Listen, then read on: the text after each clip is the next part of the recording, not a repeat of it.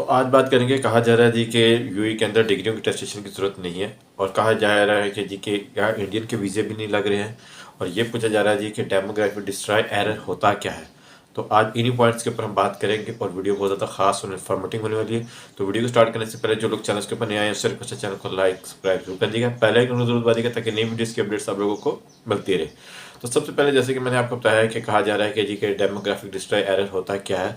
तो सबसे पहले मैं आपको ये बता दूं कि आजकल आप लोगों को पता है कि आप लोगों के वीज़े डिले हो रहे हैं, किसी के रिजेक्ट हो रहे हैं। तो वीज़े से रिलेटेड बहुत ज़्यादा मसला आ रहा है, जिससे लोगों को ये लग रहा है कि जी वीज़े बैन हुए हैं, जबकि ऑफिशियली कहीं पे भी अनाउंसमेंट नहीं है, कहीं पे कुछ नहीं कहा गया, सिर्फ और सिर्फ डिले हो रहे हैं। ठीक है, और इसके से रिलेटेड मैंने कई वीडियो ऑलरेडी पहले भी बनाई है, ठीक है, और आप लोगों को डिस्कस भी किया है। तो आज बेसिकली जो अब तक की अब से एक अहम अपडेट है जो कि आपके साथ शेयर करना बहुत ज़रूरी है, जिससे आप लोगों को नॉलेज हो और आप लोगों को अपडेट हो सके, और इससे वीडियो को भी प्लीज़ दूसरों तक भी शेयर कीजिएगा। तो देखिए, जो मैंने आपको बताया कि डेमोग्राफिक डिस्ट्रॉय एरर जो है बेसिकली वो ये है कि आपको मिसाल के तौर पे जो बंदा आया होता था पहले, उसने अपनी कंपनी डाली है, वो अपनी कम्युनिटी के लोगों को प्रेफर करता था। जैसे हम फॉर एग्जांपल अगर इंडिया के एक बंदे ने, कैटा के बंदे ने एक कंपनी डाली है, तो कैटा के लोगों को प्रायोरिटी देगा। ठीक है, तो इसी तरह दूसरी कम्युनिटी के जो लोग होते थे वो रह जाते थे। अब क्या है कि गवर्नमेंट ने ये सिस्टम कर दिया है कि जो भी हायरिंग होगी कंपनी के अंदर वो 20% रेशियो के हिसाब से होगी।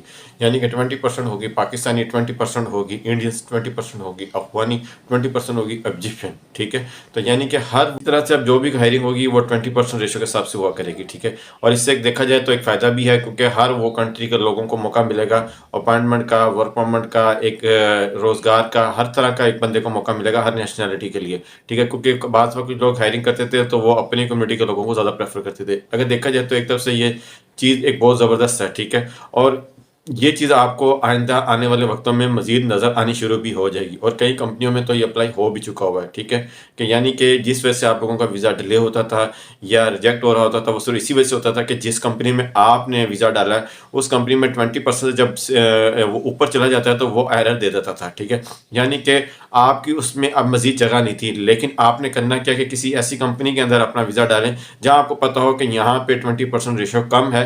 लेट्स सपोज अगर आप पाकिस्तानी है तो पाकिस्तानी की कम्युनिटी की रेशियो 20% से कम है, तो देन फिर आपका वीज़ा अप्रूवल होकर आ सकता है। ये एक मैं आपको टिप्स दे रहा हूँ। ठीक है, इसी तरह जो कि डेमोग्राफिक डिस्ट्रॉय एरर जो था वो बेसिकली ये है, जिन लोगों को पता नहीं था उम्मीद करता हूँ कि उनको पता चल गया हो कि डेमोग्राफिक डिस्ट्रॉय एरर होता क्या है, तो आप लोगों को पता चल गया होगा। ठीक है, इसी तरह दूसरा ये पूछा गया है कि क्या इंडियन के वीज़े भी नहीं लग रहे हैं, इंडियन के वीज़ों को क्या मसला है।